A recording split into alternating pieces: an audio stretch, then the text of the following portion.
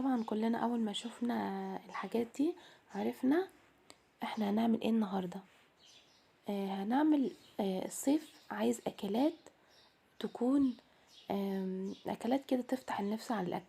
كلنا في الصيف ما بيبقاش لنا نفس ناكل خالص، فبندور على الاكلات البسيطه الحلوه، اكلات كده بيبقى لها طعم تاني حتى لو ايه بتحب ان انتي تاكليها.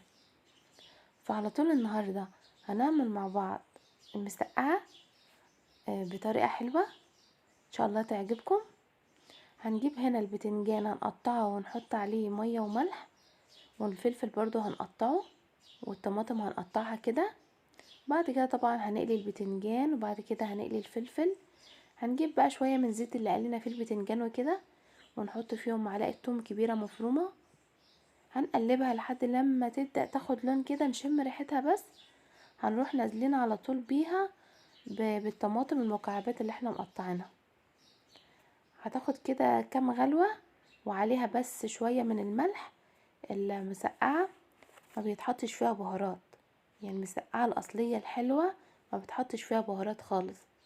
هنحط ملح وعليهم شوية خل كده ونسيبها تاخد غلوتين، وبعد كده هننزل على طول بالفلفل والبتنجان بتاعنا ونسيبهم ياخدوا مع بعض كده غلوتين على النار. وانا بحبها كده تكون ايه، اهرس كده البتنجان فيها مع الصلصة مع الفلفل، يعني ما بحبوش يبقى صحيح كده، بحب اهرسه زي ما انتوا شفتوه كده. بقى حلوة جدا جدا بالعيش، تبقى اكلة حلوة تفتح النفس، مشطشطة حارة جدا للناس اللي بتحب الشطة. ولو عجبتكم لايك وشير، واشوفكم دايما